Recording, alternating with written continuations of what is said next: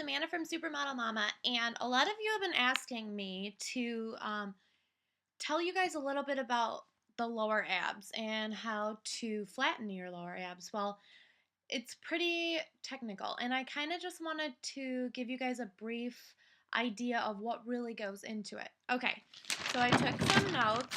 I do all my research and then I take notes, and this is what I have found. Viscero Visceroptosis. Okay. This is when the body's natural griddle. So you're like your muscles in your abs, your muscles in your pelvic floor. These are visceroptosis is when those muscles become defective. This is a very common problem among females, and it means that you must have a strong core in order to eliminate the lower belly flab or the lower belly pooch or whatever you want to call it. I too am focusing on my lower abs underneath my belly button, like a lot of you have asked me about. So I just thought it would be good to kind of give you like the scientific breakdown of it. Okay, if you have a weak transversus abdominis, which is your stomach muscles, this will cause your internal organs like your liver, your stomach, your lower intestine, your large intestine, your small intestine, and your stomach to droop, which can put pressure on your bladder and your uterus. And this, ladies, this can cause heavier and more painful menstrual periods. So that sucks. If you keep everything tight and all your organs are where they're supposed to be, you don't have to run into this problem. And I'm here to help you guys. Another big common one that I think a lot of people really don't have a clue is food allergies. Um, Eating foods you are allergic to, whether it be a known fact or an unknown fact, can cause inflammation in your intestines or your organs. Our organs communicate through our nervous system, which controls our abdominal muscles. So, when our body sends a signal to our nervous system that there is inflammation of your internal organs, this will cause your abdominal and pelvic muscles to weaken or to be unresponsive to exercise. Let me say that again. When you have a food allergy, whether it be known or unknown, your internal organs communicate through your nervous system, which controls our muscles. And once our nervous system gets the message that something's not right, this will cause your abdominal and pelvic muscles to weaken, and it will cause them to be unresponsive to exercise. Yes, I said unresponsive to exercise. This means that if you're working really hard and you've been really conscious of focusing on your lower abs and you're not seeing anything, well, it might not be the workouts that you're doing. They might not be ineffective workouts. You just might have some serious problems to food. And that's a big misconception. People just have no idea of what food is right for their own body type, and each and every single one of us is different, so it does take some tweaking to figure out what exactly works for you. But I wanted to keep going on before I start rambling too much.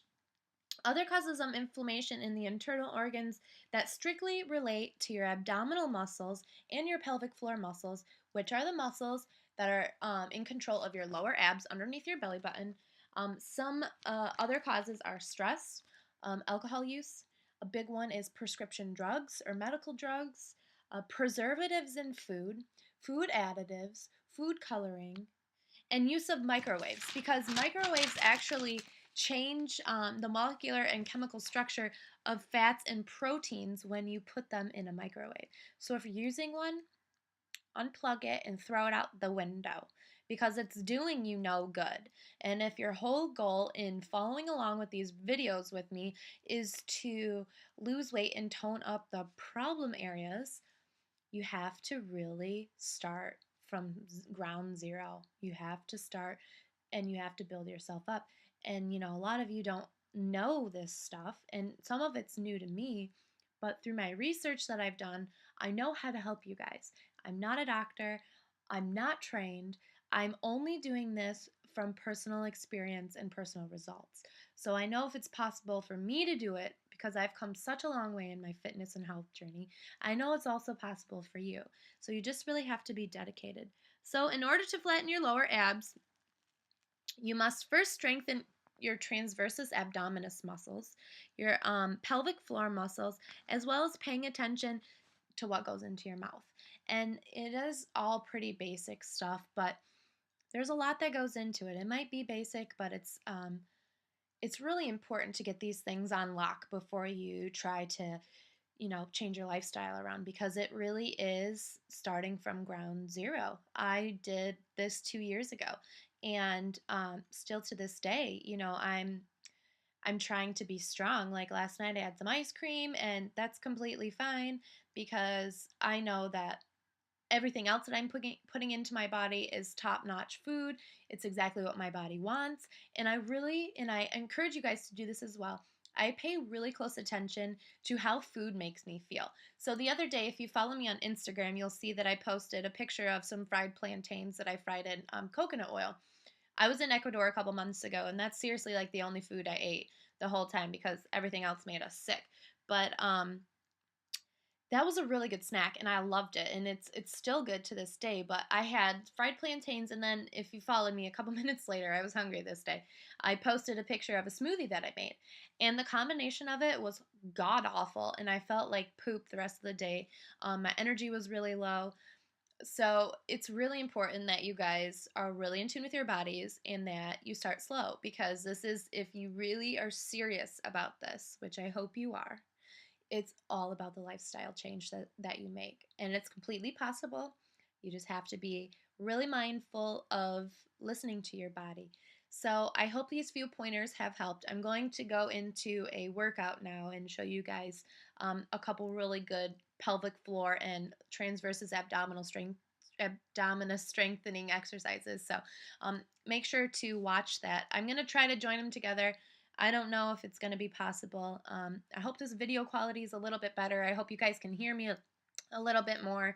I'm going to look into buying a mic, and I totally agree with the About Me tag. It was horrible quality, so I really apologize for that, you guys. Like I said, still new at this, so thank you so much for bearing with me. And if you want, follow me on Twitter, Instagram, Facebook, all that stuff. I have a Facebook page. It's facebook.com/supermodel mama, and it's all on my YouTube channel as well. So if you want to check that out, follow me, go ahead. And yeah, that's pretty much it. So, 1, watch what you eat. 2, pay attention to how the food you're eating makes you feel. And 3, you can always do isometric exercises to keep everything tight. So, you're standing in line at the grocery store, squeeze your butt cheeks. Who cares? It's awesome. You're going to have like the perkiest ass in the world. Or if you're sitting in your school desk, be mindful to sit there and suck your belly button in as hard as you can the whole time. And what it does over time is you'll build up strength. And you don't even have to be at a gym or at your house working out. You can do these things walking down the street.